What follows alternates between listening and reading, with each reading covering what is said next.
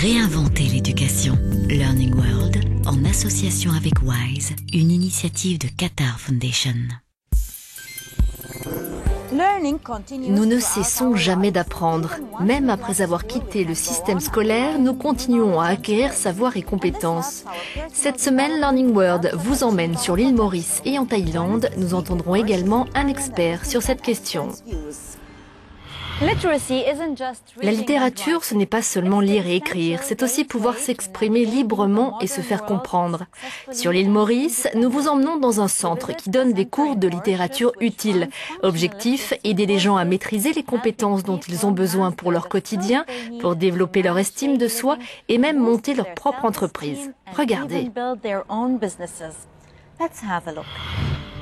En collaboration avec l'UNESCO, l'île Maurice a mis en place un projet pilote de reconnaissance des acquis de l'expérience. Objectif, aider ceux qui en ont besoin à officialiser leurs compétences. Nous sommes ici au centre Long Life Learning de Cassis, un faubourg de Port-Louis, la capitale de l'île. Ce n'est pas uniquement l'apprentissage du savoir lire, savoir écrire, mais nous donnons aussi d'autres formations pour les aider à développer l'estime de soi, à faire un budget familial, à faire un projet dans sa vie et à se sentir mieux dans la société. Comment voyager dans un bus, compléter des formulaires, lire le dosage des médicaments. Ce programme, qui est ouvert à tous, prend en compte les besoins de chacun et touche aujourd'hui 400 personnes à travers l'île. Il s'adresse cependant en priorité aux populations vulnérables qui n'ont pas pu avoir un parcours scolaire normal. On a pris environ 24 personnes pour essayer de voir comme projet pilote la validation de leurs expériences, ce qu'ils ont appris pendant plusieurs années, ce qu'ils font sur leur lieu de travail, ou même si ce sont des gens qui n'ont pas travaillé, peut-être ce qu'ils ont fait à la maison, ou aussi en service communautaire. Ici, on part du principe que l'éducation tout au long de la vie peut contribuer à des sociétés plus justes et plus équitables.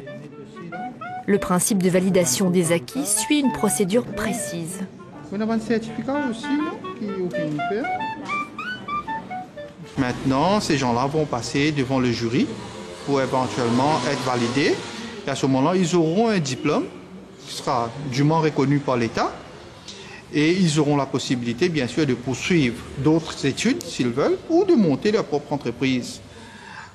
Tout ça, je pense, c'est une démarche qui va dans le sens de l'apprentissage tout au long de la vie. C'est un peu ça le projet. À travers ces formations, les personnes découvrent aussi le travail en équipe. Lorsque vous allez voir un client, il faut au moins pouvoir lui présenter votre travail, un devis. Vous pouvez être un très bon ouvrier, savoir faire de belles choses, mais si vous ne savez pas vous présenter, lui expliquer, c'est un problème. C'est ce qui m'a motivé pour faire cette formation. Ce plan d'intégration de l'enseignement formel et de l'apprentissage non formel redonne aujourd'hui de l'espoir à des centaines de Mauriciens qui souhaitent pouvoir reprendre en main leur avenir.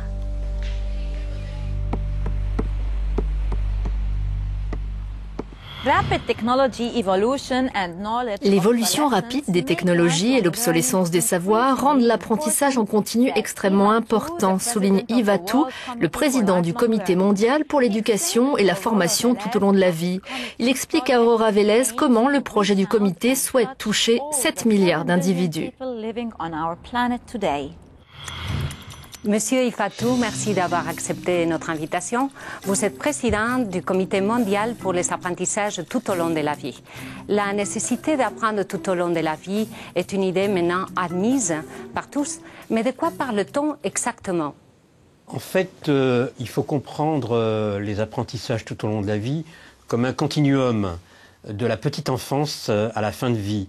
C'est l'éducation familiale, c'est la formation professionnelle, c'est l'éducation populaire, c'est l'université du temps libre pour les aînés. Donc c'est un ensemble d'apprentissage. On ne s'occupe plus que des étudiants et des élèves, qui sont à peu près 1,5 milliard sur la planète, mais on s'occupe des 7 milliards de personnes, toutes apprenantes de la planète apprenante. Qu'est-ce que votre organisation, le Comité mondial pour les apprentissages tout au long de la vie, fait concrètement? Alors concrètement, nous sommes une organisation non gouvernementale et nous menons une réflexion en partenariat avec l'UNESCO et en concertation avec nos délégués, qui sont présents dans 80 pays, sur le concept d'éducation tout au long de la vie. Nous la menons en organisant des forums. Nous avons organisé un premier forum mondial à l'UNESCO en 2008 et un deuxième forum mondial à Shanghai. Et nous organiserons un troisième forum mondial à Marrakech fin octobre 2012 pour échanger nos points de vue sur ce concept. Pourquoi devrait-on apprendre tout au long de la vie ? Je veux dire qu'il y a 3 raisons principales qui nous incitent, qui s'imposent à tout le monde pour apprendre tout au long de la vie. La première, c'est l'évolution très rapide des technologies qui s'introduisent dans notre vie, dans tous les secteurs de la société. Donc, cette introduction massive et rapide des nouvelles technologies dans la société nous incite à nous mettre en éveil en permanence. La deuxième raison, c'est que de plus en plus, les personnes en situation professionnelle vont être amenées à occuper plusieurs emplois dans leur vie. Troisième raison, c'est l'obsolescence rapide des savoirs. En fait, avec la mondialisation, avec l'accélération des technologies, en fait, les savoirs deviennent vite obsolescents.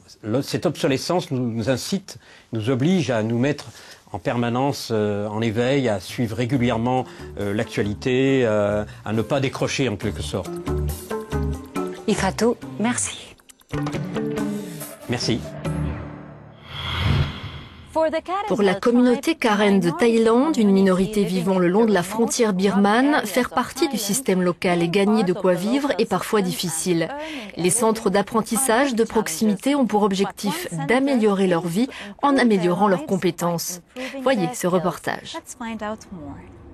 Pour les Karen qui ne parlent pas toujours thaï, vivre et s'intégrer dans le système peut s'avérer parfois difficile. Depuis 1998, le gouvernement, en collaboration avec des organisations du secteur communautaire, a créé des centres d'apprentissage de proximité dans des communautés rurales du pays.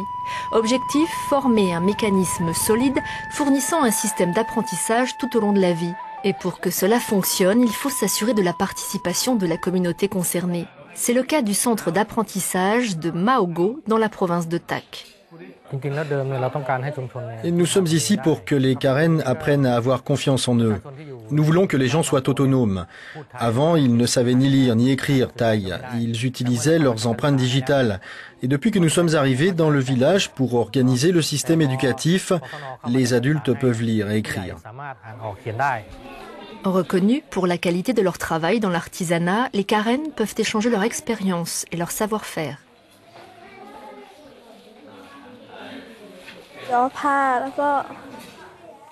J'ai appris à teindre les tissus et à tisser les fils quand j'étais petite. J'ai appris cela de ma mère et depuis que je viens au centre, j'ai appris beaucoup d'autres choses.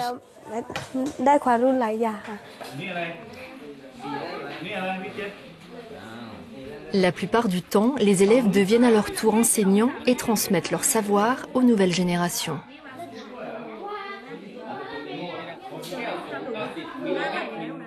Moi-même, j'étais pauvre. Après mes études, j'ai envoyé ma candidature pour être professeur dans les montagnes.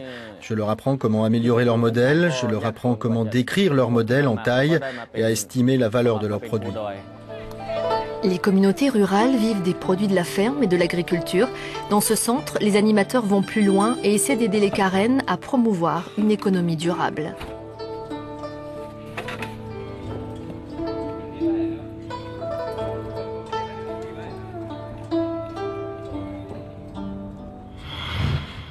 Et pour terminer, quel est le meilleur moyen d'encourager l'apprentissage tout au long de la vie? Donnez-nous votre point de vue via nos réseaux sociaux.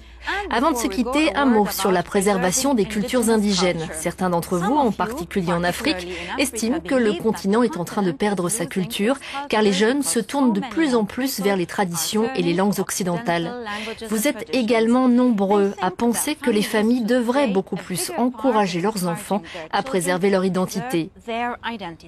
Voilà, c'est tout pour aujourd'hui. Merci et à la semaine prochaine. Learning World, en association avec WISE, une initiative de Qatar Foundation.